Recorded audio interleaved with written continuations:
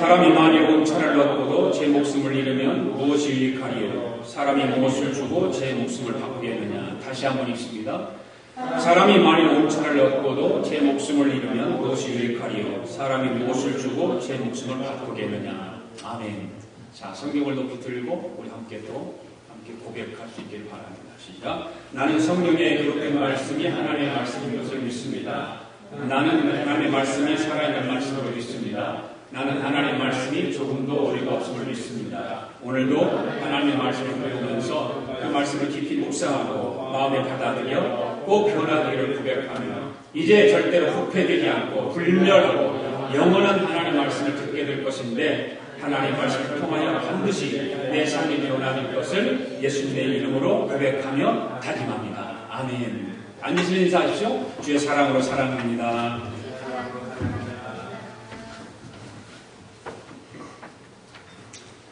가정의 달 세 번째 주일 선교주일입니다. 오늘 선교주일.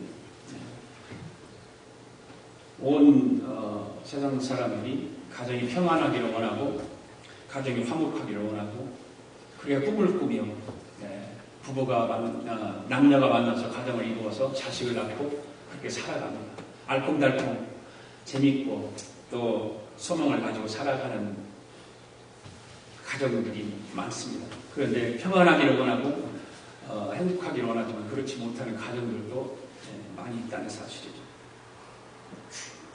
저는 오늘 본문의 말씀을 통해서 천하보다 귀한 생명이 어떤 것인가, 천하보다 귀한 생명 어떤 것일까, 여러분에게 한번 물어보겠습니다. 명예가 중요합니까? 돈이 중요합니까? 정말 명예가 중요합니까? 돈이 중요하지 않습니까? 사람들은 말은 그렇게 하죠. 명예가 중요하다고 하는데 명예보다 돈을 더 중요하게 생각합니다. 그렇잖아요. 가만히 생각해보세요. 세상 돌아가는 걸 보세요. 명예를 더 중요하게 생각하는가, 돈을 더 중요하게 생각합니다. 물론 다는 그렇지 않지만 거의 다가 한 반 이상, 한 7, 80%는 명예보다 돈이 더 중요하게 생각하고 살아갑니다. 한경진 목사님이 살아계셨을 때 100명의 대학생들과 어떤 대화를 나누는 가운데 학생 중에 한 학생이 목사님에게 이런 질문했어요. 목사님, 가장 보람있고 가치 있는 생활이 무엇입니까? 이렇게 질문했습니다. 가장 가치 있고 보람있는 생활이 무엇일까? 그때 한경진 목사님이 한참 생각을 하더니 얘기를 합니다. 그것은 깨끗하고 고상한 인격을 소유하는 거야. 그렇게 대답했습니다. 깨끗하고 고상한 인격을 소유하는 것이다. 그렇게 대답했습니다.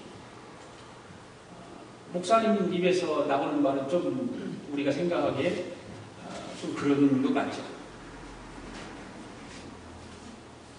세상 사람들을 보면 많은 세상 사람들 가운데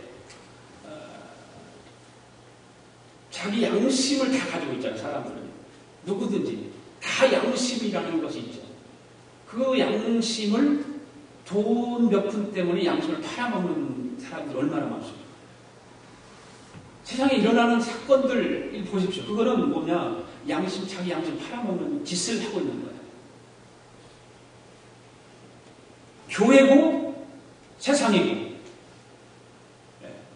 일이 벌어졌다, 일이 터졌다, 그것은 뭐냐, 자기 양심을 몇 푼의 돈 때문에 팔아먹는 일을 저지르기 때문에 그런 일이 일어나는 것이죠. 왜 그럴까? 일시적인 쾌락. 일시적인 쾌락이에요. 그것을 위해서 그렇게 하는 거예요. 자기 그런 유혹들이 오는 것을 이기지 못해서 자기 양심을 돈 몇 푼에 팔아먹는 경우가 있는 것입니다. 여러분, 우리 조국은 시끄럽잖아요. 지금까지 한 달이 넘었어요. 그 세월호 참사 사건을 보면서 왜 일어났을까? 왜 일어났다고 생각하세요, 여러분? 바로 그것은 돈입니다. 돈의 유혹을 이기지 못하기 때문에 일어난 사고예요. 돈의 유혹 때문에 일어난 사고예요. 자기 양심을 팔아먹는 그 짓들을 했기 때문에 그 사고가 일어난 거 아닙니까? 배 복원력을 통해서 균형을 잡아주도록 되어 있는 그 평형수라고 하는 거죠. 배 밑에 물을 담아놓죠. 그런데 그것이 여러분들도 다 알지만 오뚜기처럼 찌우덩거리다가도 거의 다 넘어갔다가도 다시 정상으로 돌아오는 거. 복원력의 평형수입니다. 그리고 그 평형수를 배 타면 그것도 샤워도 하고 먹기도 하고 다 그러죠. 그 물로. 그럼 부족하면 채워넣어야 돼 또.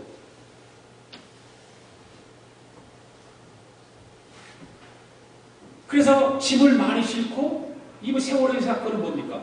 그런데다가 맨 꼭대기에다 객실을 더 만들었어요. 그럼 객실을 위에다가 더 높이 만들면 더 평형수를 더 많이 집어넣어서 균형을 잡아줘야 되는데 그렇지는 안 하는 거예요. 그리고 짐도 더 많이 싣는 거예요. 왜? 무게 때문에 배가 가야 되니까 무게를 줄이기 위해서 짐을 많이 싣고 무게를 줄이기 위해 평형수를 줄이는 겁니다. 물을 적게 담는 겁니다.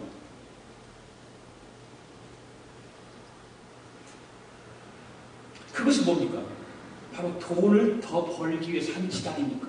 자기 양심을 돈 몇 푼 때문에 팔아먹는 짓거리들을 하는 거예요. 돈을 벌어도 정직하게 벌어야 하는데 온갖 편법을 다 동원해가지고 벌려고 하니까 엄청난 사건이 결과적으로 일어나게 되는 거예요. 그거는. 한두 번은 괜찮았을 거예요. 1년 동안 다녔다고 그러잖아요. 괜찮았겠죠. 물론 배를 방향을 좀 옮기 그 조타수가 뭐 그걸 잘못해서 배가 한쪽으로 확 기울였다고 이야기를 하지만 뭐 근원은 무엇이냐? 그래도 균형을 잡아줄 수 있도록 복원력을 만들어서 다녀야 되는데 그러지 못했다는 거죠. 잘못했어도. 성경에 나오는 여러분 예서 이야기를 한번 우리가 생각해 보자고요. 성경에 나오는 예서 이야기. 예서는요, 배가 고파서 찬양을 갔다가 오니까 배가 고파서 그 동생 야곱이 팥죽을 끓이고 있었잖아요. 팥죽을 끓이고 있었는데 그 배가 고픈 것 때문에 장자권을 팥죽 한 군데 팔아버려요. 엄청난 일이에요. 그거는. 그 배고픔을 이기지 못해서 자기 장자권을 자기한테만 주어줄 수 있는 큰아들이니까 장남이니까 자기한테만 주어질 수 있는 장자권을 팔아버려요. 팥죽 한 그릇을. 엄청난 일이에요. 그리고 한을 남기고 통곡을 하잖아요. 예서가. 그 아버지 앞에 가가지고 아버지요, 나에게도 축복해달라는 거예요. 그 아버지가 뭐라고 그래요? 이미 난 축복했다. 끝난 거예요. 끝난 거예요. 날아가 버린 거예요. 그 통곡과 눈물을 흘린 것 같이 이 머지않아 이 세월호에 관련된 모든 사람들도 아마 천추에 한을 남길 것이고 통곡을 하며 고통을 받을 겁니다. 그렇잖아요. 자기 양심을 팔아먹는 짓거리들을 하니까 온 나라를 그걸로 만드는 거죠. 오늘 본문을 보면 예수님께서 하신 말씀이 온 천하를 얻고도 제 목숨을 잃으면 무엇이 유익할 수 있는가? 사람이 무엇을 주고 제 목숨을 바꾸겠는가? 이런 말씀을 하셨습니다. 한마디로 사람의 생명이 천하보다 더 귀하다 그 말입니다. 이 말씀은 어떤 생명에 대한 존엄성에 대한 위대한 예수님의 선언이죠. 생명이 어떤 것인가? 그 돈에 미친 사람들은요, 사람의 생명을 생명같이 생각하지 않습니다. 한국의 최고 대기업에서 일하다가 그 어떤 재해를 당한 사람들, 그래서 몸에 이상이 오고 죽기도 하고 그런 사람들 무시했거든요. 그런데 어떤 여자 국회의원이 그거를 계속해서 싸우는 항의를 하고 그래서 삼성에 그걸 들어줬어요. 기업 얘기를 해서 미안한데. 그 기업에서 들어줬어요. 그래서 그 보상하기로 약속을 했어요. 돈이면 최고다라고 사고방식을 가지고 있는 사람들. 바로 그런 사람들의 행태가 바로 그런 것입니다. 사람 목숨을 개구리처럼 여겨버리는 거예요. 그 예수님은 온 천하를 얻고도 제 목숨을 잃으면 무엇이 유익할까? 무엇을 주고 제 목숨을 바꿀까? 이런 말씀을 하셨습니다. 예수님 당시에는요, 어떤 사회 형태가 어떤 형태가 있었을까? 사람을 돈을 주고 사고 팔고 했죠. 지금도 아랍권에 가면 그러잖아요. 사우디나 이런 데 가면 돈을 주고 여자를 삽니다. 그래서 남자가 여자를 돈 주고 사서 뭐 몇 년씩 데리고 살다가 나중에 또 팔기도 하고 이런 형태죠. 그 문화가 그래요, 거기는. 가정 문화가. 그리고 예수님 당시에 그렇게 됐고 율법을 어겼다고 사람들 어떻게 합니까? 율법을 어기면 돌로 쳐 죽였잖아요. 네, 예수님 당시에도 그랬어요. 율법을 어기면 돌로 쳐 죽였어요. 아내나 딸이 성범죄를 저지르게 되면 뭡니까? 가문의 명예를 더럽혔다고 해서 가족들이 죽일 수 있어요. 그런 사회 속에서 그렇게 가정의 형태가 이루어졌던 것이죠. 바로 예수님 당시 사람들이 그렇게 사람의 생명에 대한 어떤 존엄성, 존귀함 이런 것이 없었습니다. 그래서 예수님께 이런 상황 속에서 그런 말씀을 하시죠. 한 사람의 생명이 천하보다 귀하다. 이런 말씀을 하신 겁니다. 사회 형태가 그러니까. 모든 사람들이 죽이기도 하고 팔아먹기도 하고 이런 형태 속에서 살아가니까 예수님께서 그런 선언을 하신 것입니다. 사실 오늘도 생명이 천하가 귀하다고 여기는 사람을 쉽게 찾아보기 힘든 세상. 그런 세상 속에 우리가 살아갑니다. 돈 몇 푼 때문에 사람을 죽이는 사람들도 있어요. 그렇죠. 사유받아가지고 그런 일만 또 하는 사람도 있잖아요. 뭐 흥신소 같은 그런 곳에서 일하는 사람들, 돈 있는 사람이 부탁해하고 저놈 좀 어떻게 해봐. 그런 돈 주고 하면 그 돈 몇 푼 받고 그 사람의 생명을 위협하는 거예요. 때로 죽이기도 하고 고통을 주기도 하고. 그러니까 세상에 자살하는 사람이 생기는 거예요. 그래 힘들고 어렵기 때문에 스스로 목숨을 끊는 겁니다. 세상은 그렇게 돌아가는 거예요. 북한은 어떻습니까? 북한은 우린 뭐 자유민주주의하고 전혀 어떤 그 이념이 같지 않으니까 그 이념적인 문제 때문에 사람이 공개 처형되잖아요. 그렇게 권력을 쥐고 있던 장모식이 이 사람도 그 젊은 27살 먹은 젊은 사람한테 그냥 숙청이라고 말합니다. 인도나 이슬람권에서는 소위 명예살인 제도가 공공연하게 저지러진다고 하잖아요. 그런 것을 보면 여전히 생명이 천하보다 귀하다고 선언하신 주님의 말씀에 동의하지 않는 사람, 못하는 것이 아니라 않는 사람들이 많이 있는 거예요. 뭐 물론 그분들은 성경을 모르고 예수를 안 믿으니까 그럴 수 있겠죠. 그런데 오늘 본문 속에서 주목할 것이 있는데 바로 예수님께서 하신 말씀이라는 거예요. 예수님께서 하신 말씀. 자세히 보면은 예수님께서 처음 십자가의 죽음을 말씀하셨어요. 그리고 누구든지 나를 따라오려거든 자기 십자가를 지고 따라야 된다. 이런 말씀을 하셔요. 그 전 말씀에서 그렇게 전 구절에 들어가죠. 그리고 나서 오늘 본문 말씀에서 곧 한 생명이 천하보다 귀하다 이런 말씀을 하십니다. 한 생명이 천하보다 귀하다. 이 말씀은 무엇일까? 바로 그 예수님의 십자가 지는 것을 앞두고 하신 말씀이기 때문에 그 비로소 한 생명이 천하보다 귀하다는 사실을 십자가를 통해서 깨달을 수 있도록 우리에게 알려주시는 거예요. 다른 것으로는 말 수 없어요. 바로 십자가를 통해서. 십자가를 통해서만이 한 생명이 천하보다 귀하다라고 하는 그 예수님의 그 귀한 그 비밀들을 말씀하고 있는 것입니다. 그러니까 예수님이 온 천하를 지으셨잖아요. 그죠? 그리고 한 생명을 살리기 위해서 십자가로 지셨습니다. 그러니까 예수님이 천하를 말씀으로 창조하시기도 하고 한 사람을 위해서 십자가에서 죽으시기도 했다라고 하는 사실을 깨닫는 사람만이 생명의 존귀함을 알 수 있다는 거죠. 생명의 존엄성.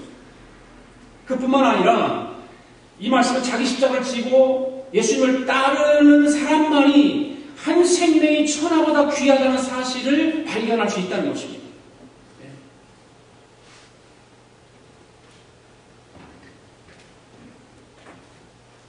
그러니까 남을 위해서 희생하고 다른 사람들의 생명을 살리기 위해서 헌신하고 있는 그 사람들만이 바로 그 한 생명이 얼마나 귀한지를 알게 되는 거죠. 그렇지 않은 사람, 희생 정신을 갖지 않은 사람들은 그걸 모릅니다. 그렇습니다. 우리는 십자가 앞에서 설 때만이 한 생명 얼마나 귀한지 깨닫게 되는 줄로 믿습니다. 그리고 주님처럼 십자가를 지는 삶을 살 때만 한 생명이 얼마나 귀한지를 알 수 있게 되는 것입니다. 저는 오늘 본문 말씀을 통해서 예수님 하신 말씀, 한 절 말씀, 사람이 온 천하를 얻고도 자기 목숨을 잃으면 무엇이 유익할까? 이 말씀을 통해서 세 가지를 한번 생각해 보기를 원합니다. 함께 이 말씀을 통해서 우리가 함께 생각하고 은혜 받기를 원합니다. 첫 번째 뭐냐면 천하보다 귀한 생명이 무엇입니까? 천하보다 귀한 생명에 대해서 한번 말씀합니다. 예수님께서 천하보다 귀하다, 생명이 귀하다고 말씀하셨는데 천하보다 귀한 생명이 대해서 말씀을 드립니다. 자, 한 절 말씀이니까 우리 같이 읽습니다. 시작. 사람이 만일 온 천하를 얻고도 제 목숨을 잃으면 무엇이 유익하리요? 사람이 무엇을 주고 제 목숨을 바꾸겠느냐? 한 절 말씀이에요. 예수님께서 33년 동안 이 세상에 사시고 사역은 3년밖에 안 하셨잖아요. 3년은 사역을 하십니다. 그 3년 사역을 살펴보면 여러 곳에서 예수님의 사역 가운데서 한 사람의 생명을 귀하게 여기셨다는 것을 발견할 수가 있습니다. 한 사람의 생명이 천하보다 귀하다고 말씀하신 그 예수님의 말씀이 예수님의 사역 속에서 증거로 나타나는 걸 보게 되죠. 마가복음 5장을 보면 예수님께서 귀신 들린 사람을 고쳐주시는 이야기가 기록되어 있습니다. 귀신 들린 사람을 고쳐주셨어요. 예수님께서 가라사지만 가셨을 때 귀신 들린 사람이 예수님께 달려 나왔습니다. 예수님께서 가만히 그 귀신 들린 사람을 보니까 군대 귀신이라 불릴 정도로 귀신의 수가 엄청나게 많은 거예요. 네. 그 한 사람에게 귀신이 한 군대가 때를 지어서 그 사람한테 들어간 거예요. 한 귀신만 들어간 게 아니라. 그때 마침 옆에 보니까 돼지떼가 수천 마리가 지나가는 거예요. 수천 마리가 지나가는 거예요. 그때 예수님께서 그 귀신 들린 여인을 향해서 군대 귀신을 그 사람에게 나오게 해서 돼지떼로 들어가게 만들죠. 그러니까 돼지떼가 어떻게 합니까? 귀신들이 들어가니까 미쳐가지고 다 물속으로 들어가서 막 죽어버리잖아요. 그렇죠? 그런 사건이 나와요. 그 돼지떼이 거의 2,000마리 이상이 되는 그런 수였습니다. 바로 그 말은 그것을 그 예수님께서 기적을 베푸신 그것을 보면 예수님이 한 생명이 천하보다 귀하다라고 하는 말씀하신 것이 거기서 벌써 딱 드러나고 있지 않습니까? 드러나고 있잖아요. 그렇죠? 한 여자에게 몇 천 마리의 귀신이 들어갔는데 그 한 생명을 살리기 위해서 그 몇 천 마리 귀신을 돼지떼기로 다 집어넣어서 죽게 만든 거죠. 예수님이 왜 그 일을 했을까? 한 생명이 그만큼 예수님 보실 때 귀하기 때문에 그런 거죠. 귀하기 때문에. 우리가 예수님께서 왜 십자가를 지셔야만 하는지를 깨닫게 되면 왜 그냥 우리는 표상적으로 건성으로 예수님이 십자가 지신 것에 대해서 우리는 그냥 알고 있어요. 근데 왜 그걸 깊이 한번 우리가 생각해 봐야 되잖아요. 날마다 십자가하고 우리가 떨어질 수 없는 그런 사람들이니까 그 예수님이 십자가를 늘 묵상하고 생각하면서 왜 그렇게 하셔야만 했을까? 그 예수님의 십자가의 관점에서 성경을 보면 두 가지 점을 발견할 수 있습니다. 하나는 생명이 있고 천하가 있다는 거죠. 생명이 있고 천하가 있다. 십자가 관점에서 보는 거죠. 누가 보면 12장을 보면 어리석은 부자 이야기가 나오죠. 온통 재물을 모아가지고 일에만 그냥 혈안이 있어요. 재물 모으기 위해서, 돈을 모으기 위해서. 이 세상에 그런 사람 많잖아요. 하여튼 돈 모으기 위해서, 돈 벌기 위해서 온갖 가리지 않고 다 어떤 무슨 일이 다 돈, 오직 돈. 그렇게 살아가는 사람 의외로 많더라고요. 바로 성경에도 그런 사람이 있어요. 근데 어느 해에도 농사가 풍년이 들어가지고 그냥 곡식을 거두니까 그 곡식 거둔 걸 싸줄 데가 없는 거예요. 너무 창고에 가득 차 있어서 그 해 곡식을 거둔데 싸줄 데가 없어요. 그래서 어떻게 합니까? 창고를 또 새로 짓잖아요. 새로 짓고 그 곡식을 또 쌌습니다. 그리고서 이 부자가 거기서 하는 말이 뭐냐?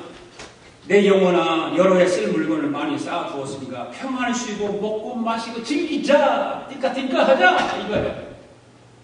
네. 괜찮아 세라 하자. 네. 이만큼 내가 벌어놨으니까 이제 죽을 때까지 내가 정말 즉 쾌락을 위해서 즐기자. 그런 거죠. 그렇게 했을 때 예수님께서 뭐라고 말씀하죠? 그 부자를 향해서 어리석은 자야. 지금 이 밤에, 오늘 밤에 내 영혼을 도로 찾으리니 그러면 네가 준비해 둔 것이 무엇이 유익하냐 그런 말씀을 하죠.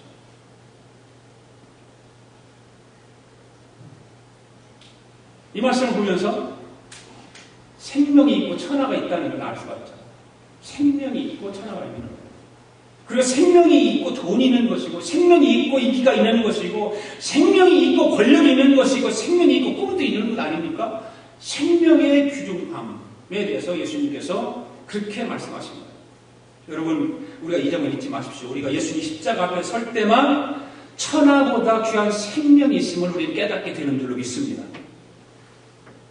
그리고 예수님 십자가 관점에서 또 성경을 보면 또 하나가 있는데 뭐냐면 아까는 생명이 있고 천하가 있다고 말씀했는데 반대되면 온 천하가 왜 있냐?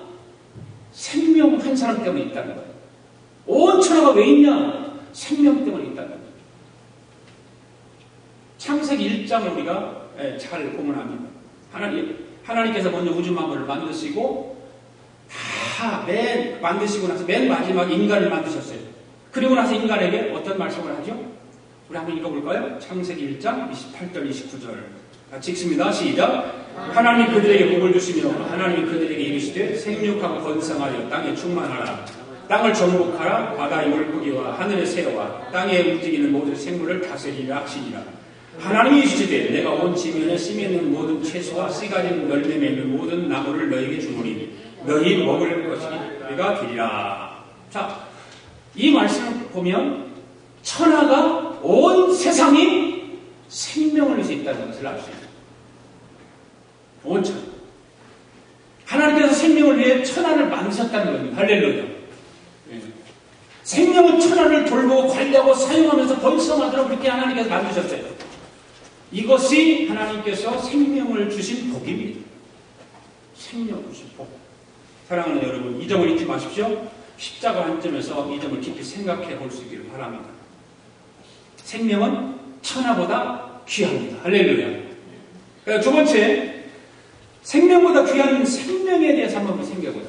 예수님께서 생명보다 귀한 생명을 말씀하셨는데 생명보다 귀한 생명은 무엇일까? 그러면 자, 본문 또 읽습니다. 시작. 사람이 만일 온 천하를 얻고도 제 목숨을 잃으면 무엇이 유익하리요? 사람이 무엇을 주고 제 목숨과 바꾸겠느냐? 여러분, 생명보다 귀한 생명은 무엇일까요? 생명보다 귀한 것인데 생명보다 더 귀한 생명이 있다라고 말씀하시잖아요. 그렇잖아요. 네, 생명은 생명이지 뭐 생명보다 더 귀한 생명이 있는가? 근데 성경을 보면 우리가 말하는 생명과 또 다른 차원의 생명이 있다라고 성경은 말합니다. 할렐루야. 그 생명이 뭘까? 바로 영생이랍니다. 영생. 영원한 생명. 우리의 생명은 죽은 끝이에요. 그러나 생명보다 더 귀한 생명은 영원한 생명입니다. 아멘. 우리가 암송하는 요한복음 3장 16절 시작. 하나님이 세상을 이처럼 사랑하사 독자자를 주셨으니 이는 저를 믿는 자마다 멸망치 않고 영생을 얻게 하려 하시니라. 하나님은 우리에게 또 다른 생명을 주시려고 누구를 보내셨어요? 예수님을 보내셨죠. 예수님. 또 다른 생명을 주시기 위해서 예수님을 땅에 보내신 것입니다. 그런데 도대체 이 생명이란 무엇일까? 이 생명이 무엇일까? 요한복음 17장 2절 3절에 보면 예수님께서 이렇게 말씀하셨어요. 시작. 아버지께서 아들에게 주신 모든 사람에게 영생을 주게 하시려고 만민을 다스리는 권세를 아들에게 주셨음이로소이다. 영생은 곧 유일하신 참 하나님과 그가 보내신 자 예수 그리스도를 아는 것입니다. 생명보다 귀한 생명, 생명의 다른 또 생명, 그 생명 뭐라고 말씀하고 있어요 지금요? 영생이에요. 바로 예수 그리스도를 아는 것. 그렇게 말씀합니다. 복잡할까요? 요한복음을 읽으면 온통 그런 이야기예요. 요한복음을.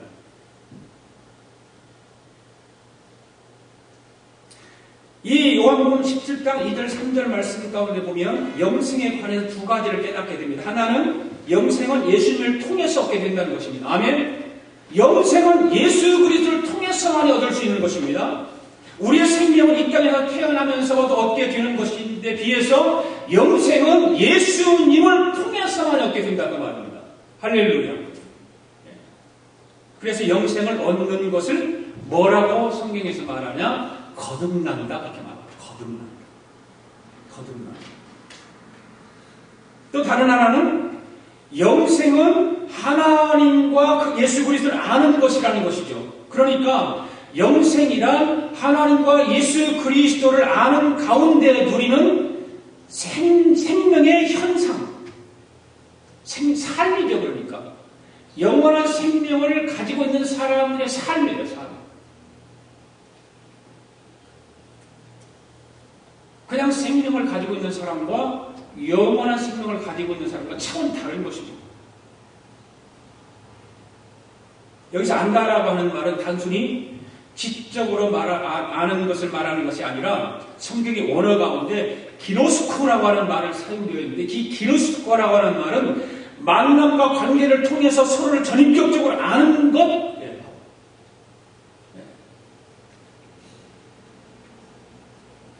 부부가 남녀가 결혼해서 서로 알아가잖아요. 그렇죠? 다 모든 걸 알고 결혼하는 것이 아니라 결혼을 해서 알아가면서 살아가는 거예요. 그러니까 때로는 부딪히기도 하고 싸움도 하고 미워하고 배기 싫어서 죽겠어. 그런 것도 생기고 그런 거예요. 그런데 그러면서 알아가면서 조금씩 이해가 되고 또 서로 사랑하게 되고 모든 사랑이 커지는 거예요. 사랑이. 물론 평생 좁쌀 영감으로 좁쌀 여성으로 살아가는 사람도 많지만 대부분의 부부는 폭이 넓어져 가게 돼 있어요. 살아가면서. 바로 영생이란 하나님의 자녀가 되어서 하나님을 그 다음에 알아가면서 알면서 누리게 되는 새 생명의 삶이에요. 새 생명. 네. 넓어지는 거예요. 영생이란 바로 그런 거예요. 예수 그리스도의 신부가 되어서 예수님을 더욱더 알면서 누리는 새 생명이에요. 그래서 요한복음 4장 13절 14절에 보면 영생을 누리는 사람들이 구체적인 모습이 어떤 것인가를 말씀하고 있어요. 시작. 예수께서 대답하여 이르시되 이 물을 마시는 자마다 다시 목마르거니와 내가 주는 물을 마시는 자는 영원히 목마르지 아니하리니 내가 주는 물은 그 속에서 영생하도록 솟아나는 샘물이 되리라. 아멘.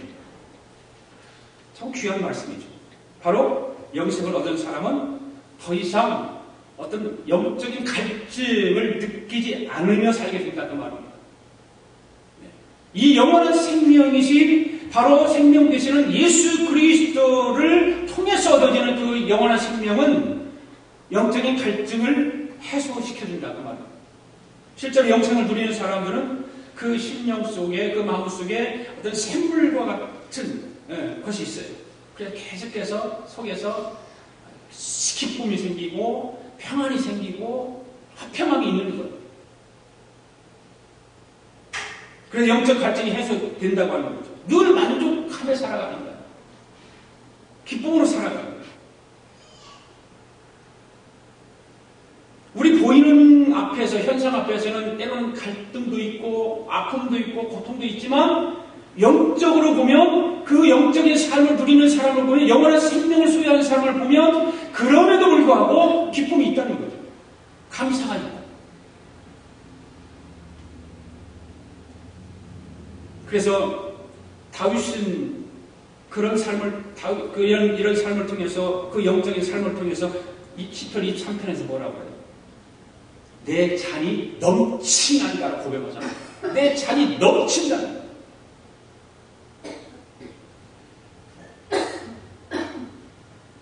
다윗이 뭐 돈이 많아서 내 잔이 넘친다라고 고백한 거 아니잖아요.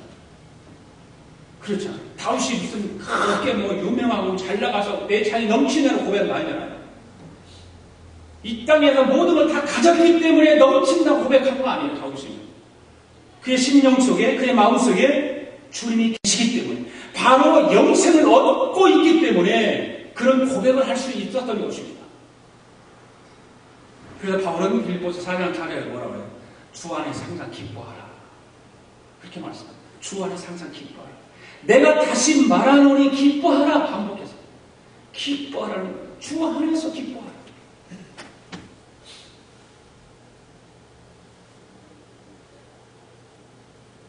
물론 예수 믿는 사람들이 늘 기쁜 일만 있어서 기뻐하는 거 아니잖아요. 그래서 기뻐하는 거 아니잖아요. 주님께서 주신 그 영생을 얻었기 때문에 기뻐하는 거예요. 할렐루야. 그것 때문에 기뻐하라는 거예요. 그것이 우리가 이 땅에 사는 것으로 끝나는 것이 아니라 그 영생은 저 천국으로 이어진다는 거예요. 그래서 글자 그대로 영생, 영원히 이어지는 생명, 바로 그 영생이라는 것이 이 땅에서 끝마치는 것이 아니라 우리는 주님이 계시는 그곳에까지 가서 누릴 수 있는 바로 그런 영생이죠. 바로 죽음 이후에 저 천국에 그냥 환히 열려져 있는 천국. 이 세상에 살 동안에 그 생명의 존재가 희미하지만 저 천국에 가면 완전하게 드러나는 그 생명, 바로 영생, 바로 그것입니다. 사랑하는 여러분, 우리가 한 생명이 천하보다 귀하다는 점을 깊이 깨달아야 하는 줄로 믿습니다. 특히 무엇보다도 영생이 귀하다라고 하는 점을 깨닫고 살아가는 저와 여러분 되기를 원합니다. 예수님께서 말씀하신 천하보다 귀하다라고 말씀하시는 점을 깊이 깨닫고, 특히 무엇보다도 영원한 생명을 소유하는 것이 귀하다고 하는 것을 깨닫고 살아가는 저와 여러분 되기를 원합니다. 그렇다면 세 번째로 생명을 귀하게 여기는 삶은 무엇일까? 생명을 귀하게 여기는 삶은 무엇일까? 자, 오늘 본문 또 읽습니다. 시작. 사람이 만일 온천을 얻고도 제 목숨을 잃으면 무엇이 유익하리요? 사람이 무엇을 주고도 제 목숨과 바꾸리냐? 자, 영생을 귀하게 여기는 삶은 어떤 것일까? 첫 번째로 생명을 풍성히 누리는 삶을 살아가는 것입니다. 생명을 풍성히 누리며 살아가는 것. 자, 요한복음 10장 10절 말씀에서는 이렇게 말하고 있어요. 내가 온 것은 양으로 생명을 얻게 하고 더 풍성히 얻게 한다. 이렇게 예수님께서 말씀하시죠.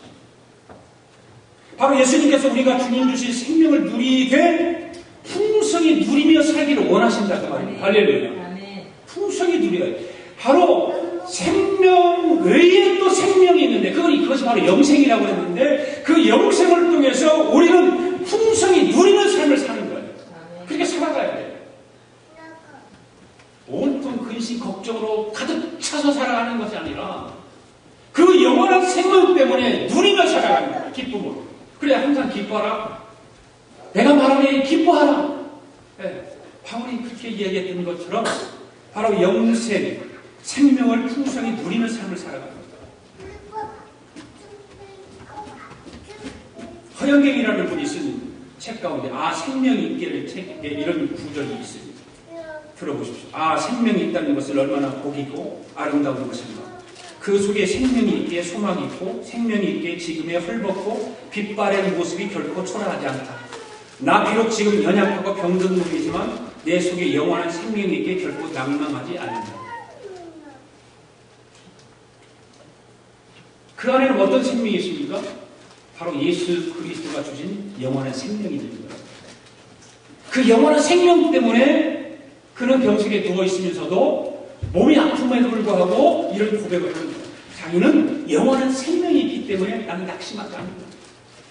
실망하고 좌절하지 않는다. 영원한 생명이 있는데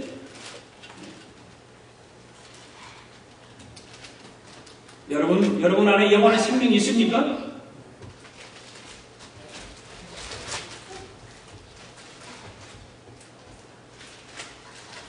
지금 여러분 마음속에 영원한 생명이 있어서 꿈틀거리고 있습니까?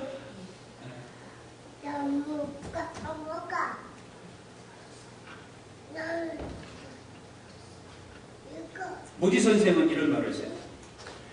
여러분 어떤 날 신문에 모디가 죽었다는 기사를 읽으시게 될 것입니다. 그러나 여러분들은 그 말을 믿지 마십시오.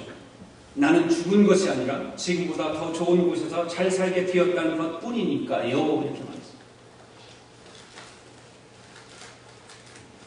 이 고백도 똑같은 이야기예요. 그 안에는 영원한 생명 예수 그리스도가 있기 때문에 이 땅에서 죽는 것이 아니라 다시 좋은 곳에서 잘 살게 되는 것을 꿈꾸면서 말하거든요.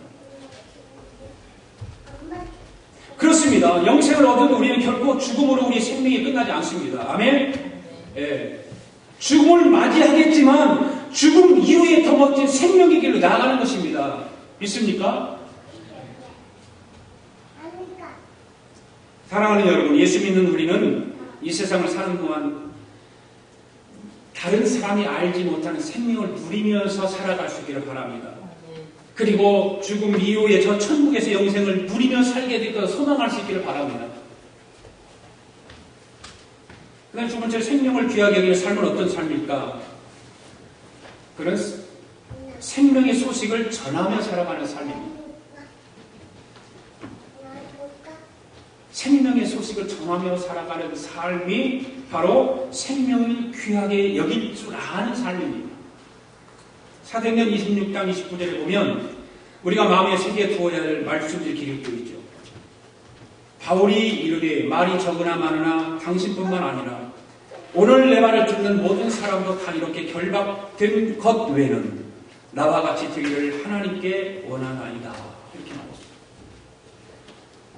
바울이 지금 죄인의 취급을 받아서 죄인의 그 모습으로 아그리파 왕과 베스트 총독 앞에 신문을 받고 있는 상황 가운데 있어요. 그 사람들이 볼 때는 바울이 죄인이에요. 그런 사람들 앞에 끌려와 있습니다. 그런데 바울은 그렇게 끌려왔으면 보통 사람 같으면 자기를 변호하려고 자꾸 그럴 거 아니에요. 변명하고. 내가 무슨 죄 지었냐.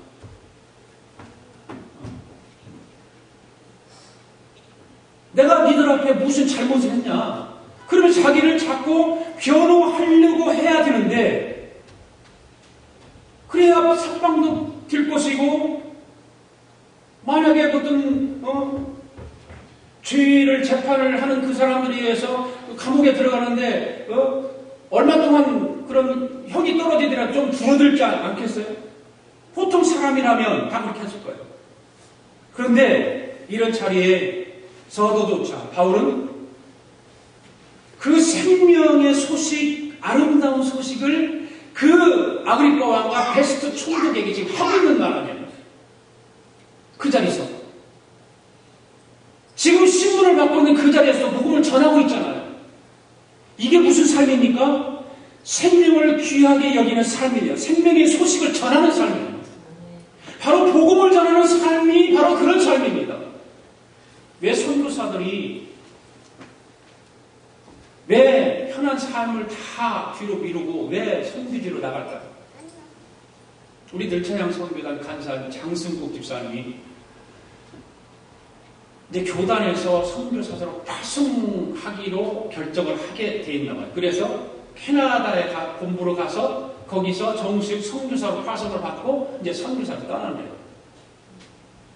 제가 신문에서 봤어요. 왜 이곳에서 편안한 삶을 얼마든지 살 수 있어요. 그런데 왜 힘들고 고통스럽고 문화가 다르고 모든 음식이 다르고 환경이 다른 그런 곳에 찾아가서 복음을 전하려고 할까? 바로 예수님께서 말씀하시는 천하보다 귀한 생명을 살리기 위해서 내가 가지고 있는 내 안에 있는 그 영원한 생명을 가지고 살아가는 삶이 어떤 것인가를 살아가기 위해서 바로 그런 거예요. 이 아그리파 왕과 베스 총독이 이 말을 듣는 모든 사람들이 다 자기와 같게 되기를 원한다라고 바울이 지금 이야기하고 있는 거예요. 당신들도 바로 나와 같이 이렇게 영원한 생명이 얼마나 기쁘고 영원한 생명이 내게 있음으로 말미암아 얼마나 내가 이런 삶을 살아가는 일이 있어서 즐거운 것인가. 당신들도 이렇게 되기를 원합니다. 여러분, 오늘 선교주일입니다.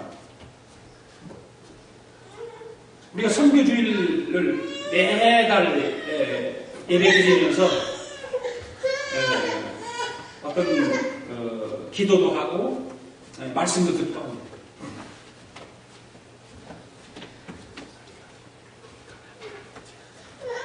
우리 주위에 많은 믿지 않는 사람들 많이 있죠. 여러분 나름대로 전도하기 위해서 목표를 정해놓고 사람을 설정해놓고 그 사람 기도도 하고 또 만나서 교제도 하고 뭐 그런 줄 알아요. 바로 그런 삶이 어떤 삶인가? 생명을 귀하게 여기는 삶이에요. 생명의 소식을 전하며 살아가는 거예요.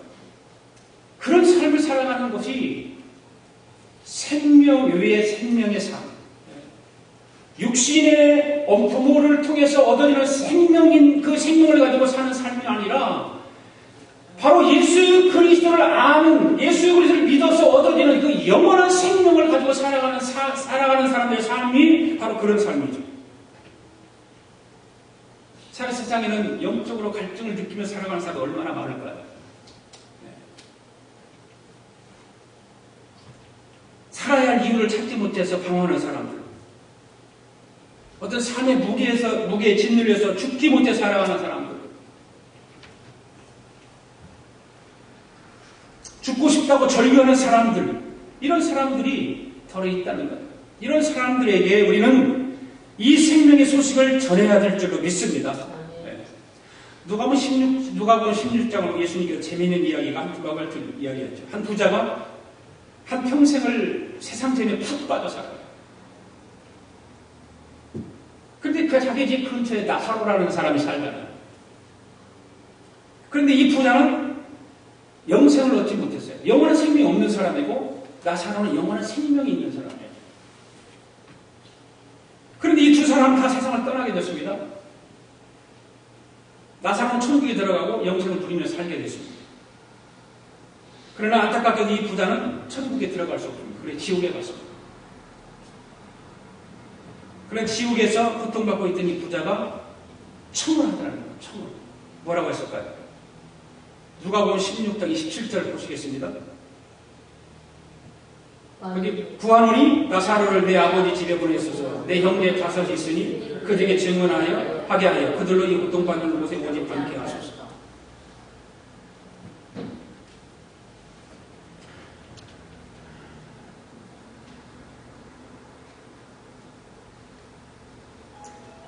이 부자는 뭐 말입니까? 제발 이 세상에 살고 있는 자기 가족들, 자기 형제들, 모든 자기 이웃들에게 이 소식을 전해달라는 거예요. 영생을 얻고 이 지옥에 오지 말라고 전해달라는 것입니다. 바로 영생을 얻고 이곳에 오지 말고 천국에 가도록 해달라는 것입니다. 그 얘기잖아요. 그렇죠? 우리가 이런 안타까운 마음이 있어야 될 줄로 압니다. 이런 안타까운 마음이 있어요. 그냥 전도라는 것이 막연하게 하는 것이 아니라 이런 안타까움이 있어야 되는 거예요.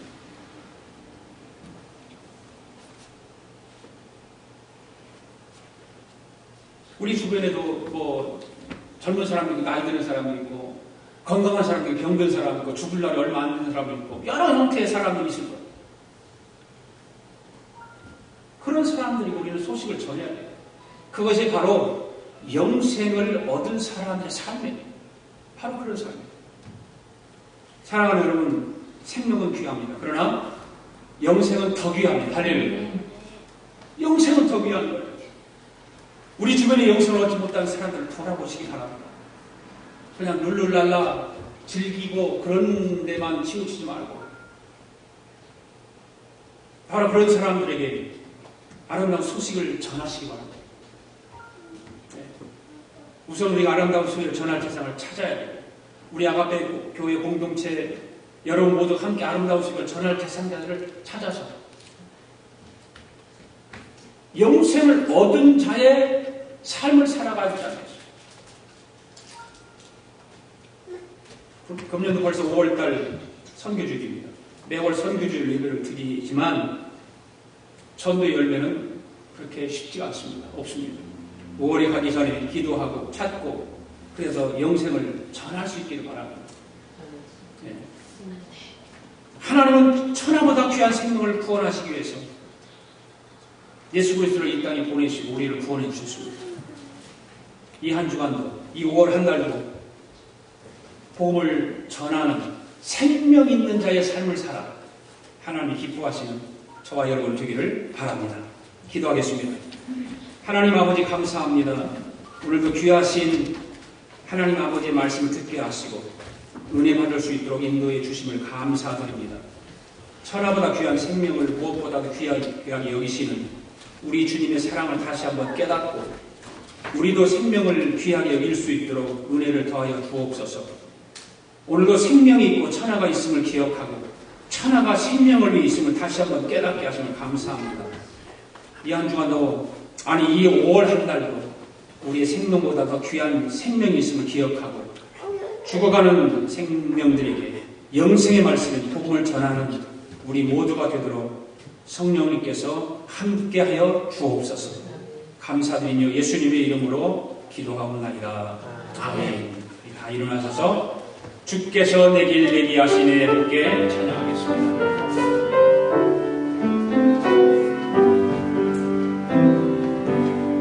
주께서 내 길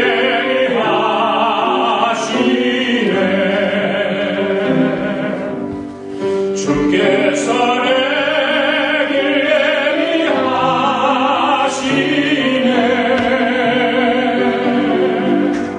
이제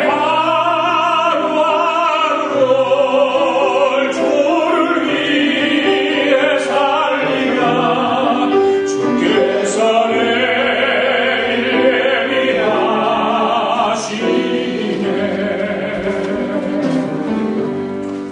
나 이제 주를 따라가려네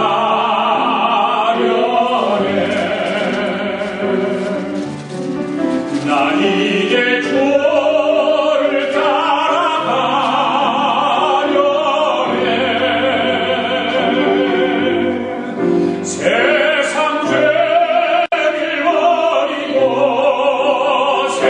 생명길을 찾았네 나 이제 주를 따라가려네 나 이제 전도하며 살리라 나 이제 전도하며 살리라 나 이제 전도하며 살리라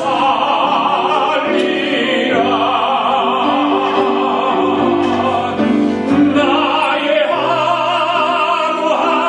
하루하루를 전도하며 살리라 나 이제 전도하며 살리라 나 이제 기도하며 살리라 나 이제 기도하며 살리라 나 이제 기도하며 살리라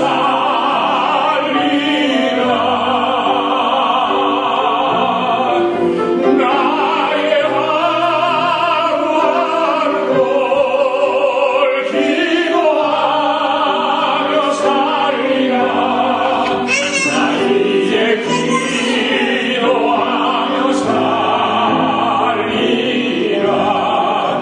진실하게 살리라. 나 이제 진실하게 살리라.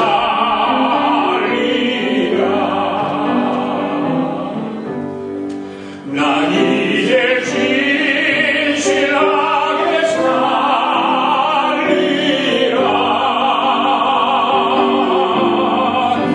나의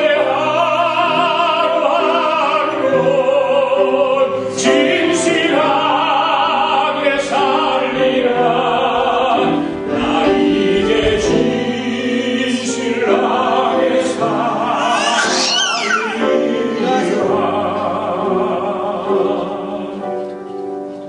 하나님 아버지 감사합니다. 오늘도 주님 전에 나오면서 빈손으로 오지 않게 하시고 하나님 앞에 예물을 구별하여 정성을 다하여 올릴 수 있도록 은혜 베풀어 주시고 축복해 주심을 감사합니다. 시간 사랑하는 성도들이 정성을 다하여 드린 예물을 하나님 앞에 올려드렸사오니 주여 이 예물을 받으시옵소서. 소득이 10분의 1을 구별하여 드리고 감사 예물을 드리고 선교 예물을 드리고 1,000번의 예물을 드렸습니다. 성도들이 간절하게 마음의 소원을 가지고 기도하면서 드린 예물 드립니다. 우리 주님 예물을 기뻐 받으시고 은혜와 은총을 더하시고 성도들의 삶을 축복하여 주시옵소서. 하나님의 나라가 온전하게 세워지는 귀한 일에 쓰임받는 예물 되게 하여 주시옵소서. 우리가 생명을 구원하는 일에 쓰이도록 축복하여 주시옵소서. 아버지 거룩함이 있는 예물들이 하나님께서 은혜 베풀어 주셔서 오병이어의 기적이 일어나게 하시고 30배, 60배, 100배의 기적을 베풀어 주셔서 하나님의 교회가 선한 일을 하는데 부족함이 없도록 쓰여지도록 은혜 베풀어 주시옵소서.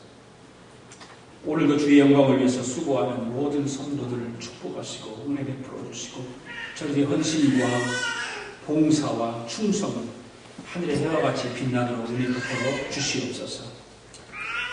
지금은 우리 주 예수 그리스도의 은혜와 하나님 아버지의 그 크신 사랑과 성령님의 감동과 충만하신 역사가 예수님께서 말씀하신 천하보다 귀한 생명이 무엇이고 어떤 것이고 또 그 귀한 생명을 가지고 살아가는 것이 어떻게 살아가는 것인가를 깊이 깨닫고 은혜 받고 돌아가는 사랑하는 성도들 머리머리 위에와 성도들의 가정과 직장과 경영하는 기업 위에와 우리가 살고 있는 이 미합중국과 하나밖에 없는 우리 조국 위에와 주의 이름으로 모이는 교회 위에 지금으로부터 영원토록 함께 하시기를 예수님의 이름으로 축원하옵나이다.